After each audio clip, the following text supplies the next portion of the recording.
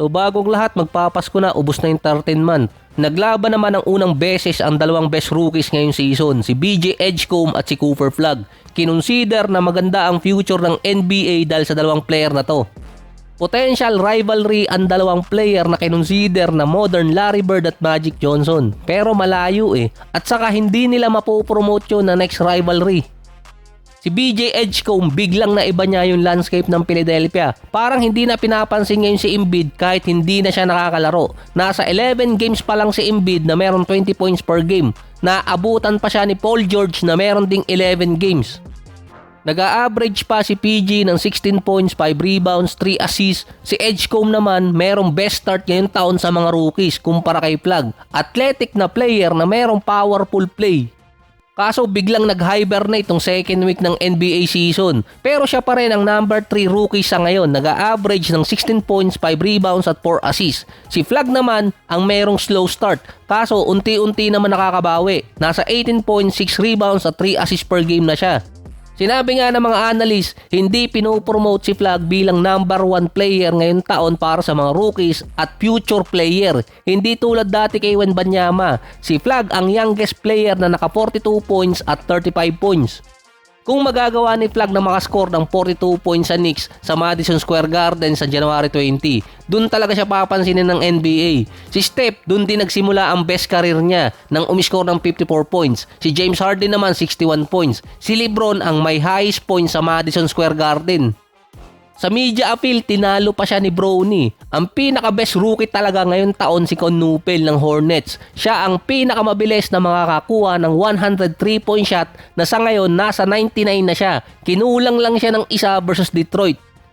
Kinukonsider siyang magiging best 3-point shooter sa mga susunod na taon. Nag-a-average siya ng 19 points, 5 rebounds, 4 assists, 3.5 out of 8.6 3-point shot per game. Kasama siya sa top 5 bilang best 3-point shooter ngayong season at siya lang ang tanging rookie doon. Lagi kasing wala si LaMelo at Brandon Miller sa Hornets kaya nakita tuloy na siya yung best rookie sa draft class. So either Flagg or Con Nupel yung mag-aagawan sa Rookie of the Year. Parehas pa silang magka-teammate dati sa college. Pero meron kasing record si Flagg na pwedeng makuha na hawak ngayon ni LaMelo Ball. Mahaba pa yung hahabulin ni Flagg kontra kay Con Nupel. Bukod sa scoring, andun kasi yung 3-point shooting nitong si Nupel na mahirap bitawad or maagaw. Si Dylan Harper naman number 6 sa Rookie of the Year. Parang siya yung rookie na kasama sa top 15 na na-draft noong nakaraan na hindi pa nasasama sa starting unit. Sabi nga niya gusto niyang maging James Harden at ready siyang maging 6-man. Pero baka Ben Gordon ang nag-iisang rookie na nanalo ng 6-man of the year. Mabigyan lang ng mahabang minuto si Harper kahit 25 minutes per game. Baka mahabol niya pa yung stats Si Harper gusto maging Manu Ginobili para dito kay Wembanyama. Kahit yung iba mga analyst, suportado yon na nakikita siyang magiging 6-man sa long run sa Spurs. Si Manu Ginobili naglaro sa NBA 25 years old na. Nag-champion na siya, naging all-star pa bilang 6-man, all-around player din para sa San Antonio. Starter, 6-man, playmaker, scorer, kahit pa defender. Ito kasi yung mga traits na nakikita ng mga analyst kay Harper. Madali din kasi siyang makascore sa loob ng paint katulad ng kay Manu Ginobili dati. Ang makakasigurado lang si Harper sa San Antonio, stable ang organization nila. Hindi sila gumagawa ng basta-basta trade or nagpapakawala ng player na nakuha nila sa draft. Hindi tulad dati si Derek White at si Murray, parang nasa rebuilding pa noon ng San Antonio na ayaw masayang ni Coach Craig yung mga taon nila kaya binitawan.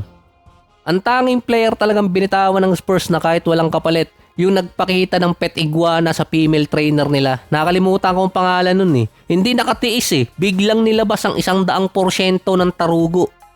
Ang meron talagang rivalry ngayon sa mga rookies, si Harper at si Flagg. Sila kasi yung top rookies dati sa draft na pinamimilian kung sino ang number 1 at number 2. Parehas din silang player na pwedeng mag-build ng lineup sa kanila. Meron kasing rivalry sa Texas, San Antonio, Rockets at Dallas. Dati nagpapalaglagan yung Dallas at San Antonio, Dirk versus Duncan. Ngayon para nakikitang rivalry, Wemby versus Flagg. Hindi nagkaroon ng rivalry ang San Antonio at Dallas nung panahon ni Luka dahil nung dumating si Luka sa Dallas palabas na ng playoff contention ng San Antonio at nasa rebuilding na sila. Ganun din ang Rockets. Ang Dallas naman naging playoff contender. Nang umalis si Luka naman sa Dallas, naging contender ulit ang San Antonio at Houston.